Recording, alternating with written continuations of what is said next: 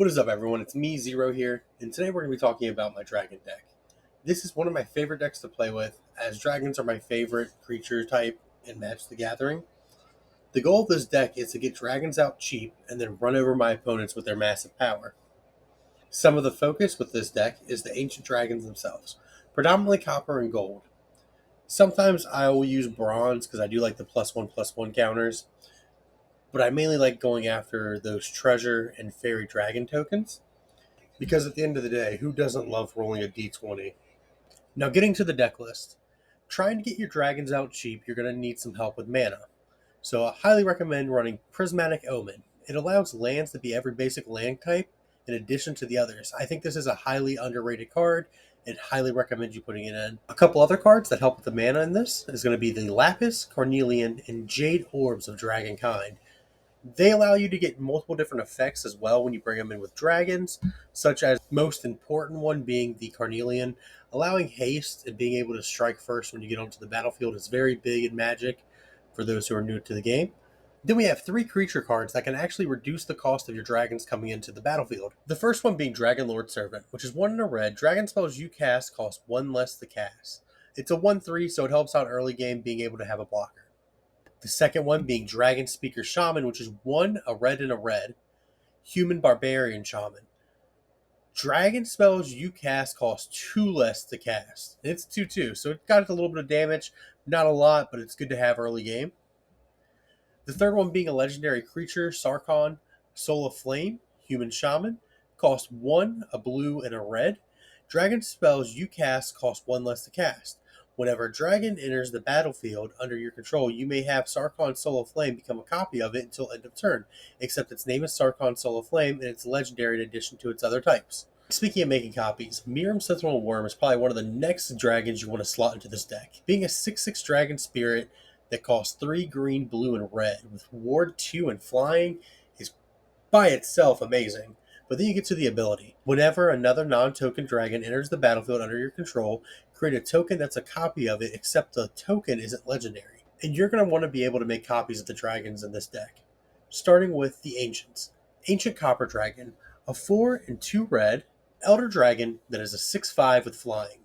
And it reads, whenever an Ancient Copper Dragon deals combat damage to a player, roll a d20. You create a number of treasure tokens equal to the result, which can allow you to flood the board with even more dragons, such as the other Ancient Gold Dragon, 5 a white and a white, Elder Dragon with flying, 7/10. Whenever Ancient Gold Dragon deals combat damage to a player, roll a d20 and you create that many 1/1 blue fairy dragon creature tokens with flying, which allows you to have a go wide strategy and set up blockers to be able to protect your dragons and your life points. Now, most people know that dragons are a very powerful creature type, so they're probably going to try to board wipe you a couple times. So being able to have Graveyard Reoccursion with Ancient Brass Dragon is one of the best ways to do it.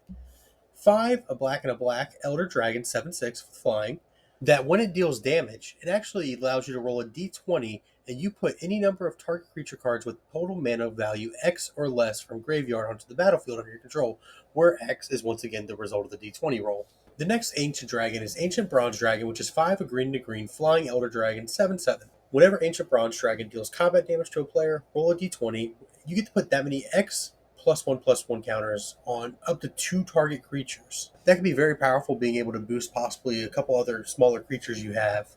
And lastly, Ancient Silver Dragon, which is a 6 blue, Elder Dragon, 8/8 with flying. And whenever it deals combat damage, you roll a d20 and you get to draw that many cards and you have no maximum hand size for the rest of the game. After the Ancient Dragons, we have Old Gnawbone, a 5 a green to green, dragon, 7/7 with flying. Whenever a creature you control deals combat damage to a player, create that many treasure tokens.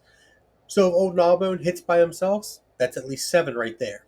It's a lot of treasure tokens just off one creature. And then finishing up the creatures, we have Tiamat, who is a 2, a white, a blue, a black, a red, and a green.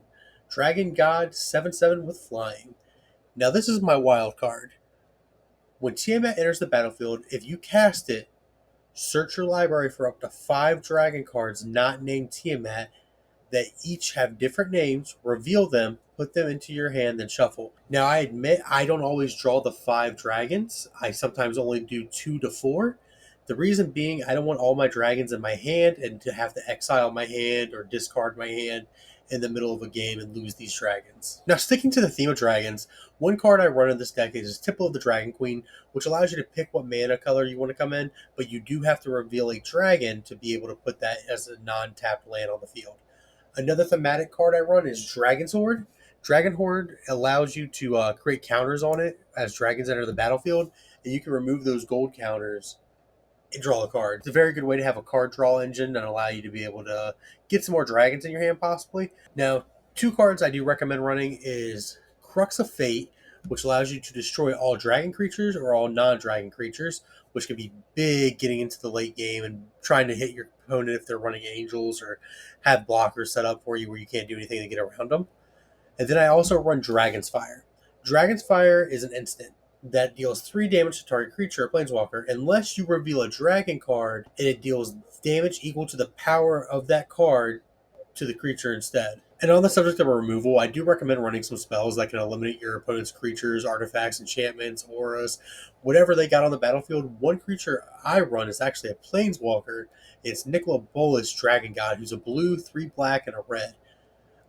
He has all loyalty abilities of all the other planeswalkers on the field, which can be huge because it's all planeswalkers. His +1, he draws a card for us. Our opponents have to exile a card from their hand or a permanent they control if they don't have any cards. His -3, destroy target creature or planeswalker, which can be big as well. And then if you get him to a -8, each opponent who doesn't control a legendary creature or planeswalker loses the game. That is huge, and he starts off at a 4, so it's pretty big. Now, let's get into the gameplay and actually see this deck in action.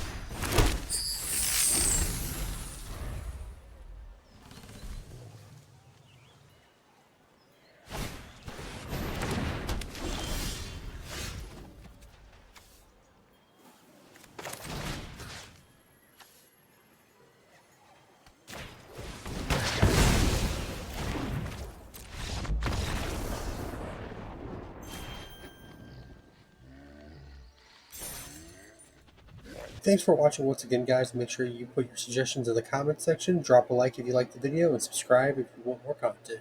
And I'll catch you guys in the next one.